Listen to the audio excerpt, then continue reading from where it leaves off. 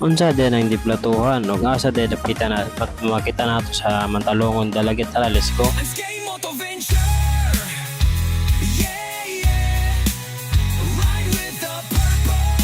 Ay mga boss idol, ang Ski Moto Venture sa ato dito og Mantalongon ato dito ato untong Diplatuhan Farmers Association dito sa Mantalongon Dalagit.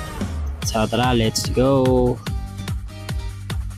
After sa pila ka oras nitong biyahe, nabot sa gitna ng dalana, ari-agi sa kilid sa merkado sa Mantalongon. Nguni ang gitawag nila nga pathway paingon sa Diplatuhan.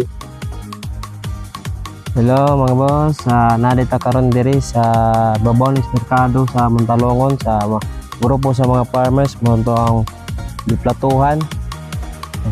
Nakadaog sila second place rin noon, pero congrats po sa mga ilahang mga naguan ato ilang bisitahon diri sa ilahang park, sa ilahang mga baol. So let's go.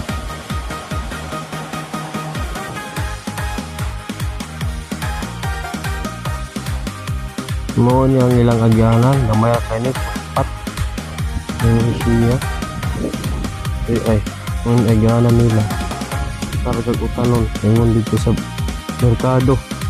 Sa pila ko oras itong bakas, nabot lagi sila ang baul.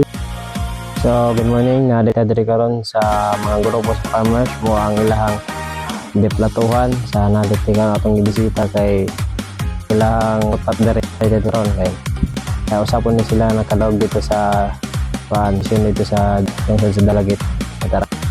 Haling time kay nabtan na ko sila na nagtrabaho silang baol nga wa gid sa busa nila nga nagbarog post sa bawat pagitanan sa mga motor diri sa baol pagahindot kay sila mga tanong.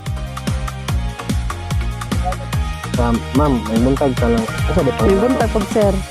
Ako si Alicia Cañido, ang presidente rin sa Diplatuhan Farmers Association. Nagsugod mi sir adtong July 2022 sa pagsugod namo 18 ra mi ka members niya. Ang tuning abot ni og 35 members, ang pagkaroon 35 members. After silang maging buhatan, relax sila dito. Kung labaw sa tanan, magpasalamat din dako sa mga farmers nga nag-ugma ug naghago sa ilang mga tansa-tansa ka baul kay di ko tungod nila matay makaon ng mga lagot mong karon. Salamat kayo.